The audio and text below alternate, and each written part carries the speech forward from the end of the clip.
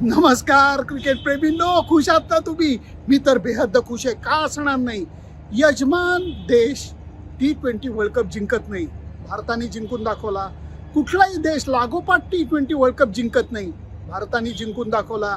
कुठल्याही देशाने तीनदा T20 वर्ल्ड कप जिंकलेलं नाहीये. भारताने जिंकून दाखवलेला आहे. लागोपाठ 2 सामन्यामध्ये 250 धावांचा टप्पा ओलांडून दाखवलेला आहे. आणि फायनल मॅचमध्ये तर बॅटिंग असू देत, बॉलिंग असू देत, फिल्डिंग असू देत, क्रिकेटच्या तिन्ही प्रांतामध्ये सुधारित सरस कामगिरी करून दाखवली आहे. विश्वविजेतेपदाला गवसणी घालताना कुठल्याही देशाच्या मनामध्ये आता शंका नसेल की कोण लायक संघ होता T20 वर्ल्ड कप जिंकण्याच्या बाबतीत. मित्रांनो, मैत्रिणींनो, आज खेळ चालू होत असताना टॉसची जी गोष्ट झाली त्याच्या अगोदर सकाळी एक मी रील केलेलं होतं. त्याच्यात सांगितलेलं होतं दवाचा त्रास होणार नाही, झाला नाही. खेळपट्टी चांगली राहील, ती चांगली राहिली आणि नाणेफेकीचं महत्त्व तेवढं राहणार नाही. माझे अंदाज बऱ्यापैकी बरोबर ठरले, कारण नाणेफेक मिचेल सँटनरनी जिंकली. भारतीय संघाला बॅटिंग दिली, परंतु भारतीय संघाच्या बॅट्समननी आज त्यांचं बलस्थान खरं काय आहे हे किवी बॉलर्सना दाखवून दिलं. पहिल्या 2 ओव्हरमध्ये 12 धावा, ज्या T20 क्रिकेटमध्ये खूप कमी धरल्या जातात, पण त्याच्यामध्ये गोलंदाजांचा, खेळपट्टीचा, वातावरणाचा अंदाज अभिषेक शर्मा आणि संजू सॅमसननी घेतला आणि नंतर जो काय हल्ला चढवलाय तो अभूतपूर्व होता. पहिल्या 2 ओव्हरमध्ये 12 धावा, पुढच्या 4 ओव्हरमध्ये म्हणजे पॉवर प्लेच्या 3, 4, 5, 6 या 4 ओव्हरमध्ये 80 धावा काढल्या. हे करत असताना गोलंदाजांवरचं दडपण इतकं वाढलं की 8 वाईड त्यांनी टाकले. म्हणजे एका अर्थाने पॉवर प्ले 6 ओव्हरचा नाही तर 7.2 ओव्हरचा झाला. अभिषेक शर्मा अगोदरच्या सामन्यामध्ये पचकला होता. क्रिकेट देवानी शेवटी त्याला प्रसाद दिला. अर्धशतक त्यांनी केलं, वेगवान अर्धशतक केलं आणि तो आऊट झाला. तो सुद्धा वाईड चेंडूला आऊट झाला, निराशून आत गेला. पण त्यांनी मुख्य म्हणजे पायाभरणी करून दिलेली होती. संजू सॅमसन महत्त्वाच्या मॅचमध्ये किती अप्रतिम बॅटिंग करतो, डोकं जागेवर ठेवून बॅटिंग करतो हे परत आज दिसून आलं. कारण त्यांनी जी लय पकडून ठेवली होती वेस्ट इंडिजच्या सामन्यामध्ये ती त्यांनी पुढे आणली मुंबईला आणि तीच बॅगेत भरून घेऊन आला तो मोटेराला, म्हणजे नरेंद्र मोदी क्रिकेट स्टेडियमला. आणि अंतिम सामन्यामध्ये सुद्धा अप्रतिम बॅटिंग त्यांनी केलेली आहे. आणि त्यांनी आणि पाठोपाठ 3ऱ्या नंबरवर आलेल्या ईशान किशननी जबरदस्त वेगवान भागीदारी केली. भारताचा धावफलक सुसाट वेगाने हायवेवरनं कार पळावी तसा पळत होता. सगळे बॉलर्स इतके अडचणीत सापडलेले होते आणि मला वाटतं न्यूझीलंडनी एक फार मोठी चूक केली. त्यांच्या टीममध्ये मिचेल सँटनर असू देत, मॅट हेनरी असू देत, हे रेग्युलर बॉलर होते. 3रा रेग्युलर बॉलर लॉकी फर्ग्युसनला 2 ओव्हरमध्ये 48 धावांचा मार पडला. मग त्यांना जायला लागलं मेकशिफ्ट बॉलरकडे आणि तिथंच गणित फसलं. जेव्हा 15 ओव्हरचा खेळ झाला होता, भारतीय संघाचा 200 धावांचा टप्पा ओलांडला गेला होता. बापरे, पुढच्या 5 ओव्हरमध्ये काय धुमाकूळ भारतीय संघ घालणार असं वाटत असताना जिमी निशमनी एका ओव्हरमध्ये 3 विकेट काढल्या. भारतीय संघाला ब्रेक्स लावले, पण त्या जिमी निशमला शिवम दुबेनी शेवटच्या म्हणजे 20व्या ओव्हरमध्ये 24 धावा चोपून काढल्या आणि भारताचा धावफलक 250च्या पुढे नेऊन ठेवला. 250 धावांचा पाठलाग करणं खूप अवघड असतं. धावगतीचं ओझं हे इतकं त्रास द्यायला लागतं की त्याच्यामध्ये मान मोडून जाते. त्यातनंही फिन ॲलनचा 0वरती झेल सुटला.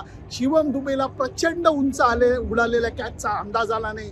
त्याच्या डोळ्यामध्ये इथले लाईट गेले का त्याचा अंदाज चुकलाय मला माहीत नाही, पण कॅच मात्र सुटला. पोटात थोडासा गोळा आलेला होता.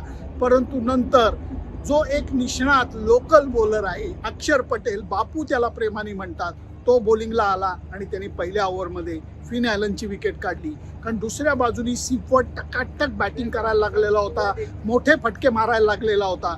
परंतु खरी मला आवडलेली विकेट कुठली असेल तर गेल्या सामन्यामध्ये तुम्हाला आठवत असेल हॅरी ब्रूकची महत्त्वाची विकेट जसप्रीत बुमराहनी आल्यानंतर संथ वेगाचा बॉल टाकून त्याला फसवून काढलेली होती. आणि आजही तो बॉलिंगला आला. पहिला बॉल त्यांनी राचिंद्र रवींद्र सारख्या गुणवान फलंदाजाला वेगानं येऊन स्लोअर वन टाकला, त्याचा फटका मारताना अंदाज चुकला. हॅरी ब्रूकची जेवढी विकेट बुमराला द्यायला पाहिजे तेवढ्याच अक्षर पटेलच्या झेलाला द्यायला पाहिजे, तशीच आज गोष्ट राचिन रवींद्रची झाली. कारण ईशान किशननी पळत येऊन पुढे सूर मारत त्याचा जो झेल पकडला तो अप्रतिम होता. मी म्हणतो त्याच्यानंतर ग्लेन फिलिप्स जो खूप मोठे फटकेबाजी करू शकतो, त्याला जेव्हा बापूंनी बोल्ड काढला, अक्षर पटेलनी बोल्ड काढला आर्मर टाकून, तेव्हा खरं तर आव्हानातलं जे एक दम होता तो हळूहळू तुटायला लागलेला होता. धावगती अपेक्षित वाढत चाललेली होती. सीफर्ट एकटाच मारामारी करत होता. त्यातनंही चॅपमन जो डावखुरा बॅट्समन आहे, आक्रमक बॅट्समन आहे, त्यांनी बॅटनी बॉल हार्दिक पंड्याचा स्टंपवरती ओढून घेतला. नंतर मात्र त्या आव्हानातली हवा ही भारतीय संघाने काढून टाकलेली होती. सूर्यकुमार यादवनी बॉलिंग चेंजेस व्यवस्थित केले. त्याला जे फलंदाजीत अपयश आलेलं होतं ते मनावर घेतलं नाही. कॅप्टन म्हणून तो पुरून उरला आणि भारतीय संघाने लागोपाठ दुसऱ्या T20 वर्ल्ड कपवरती आपलं नाव कोरलेलं आहे.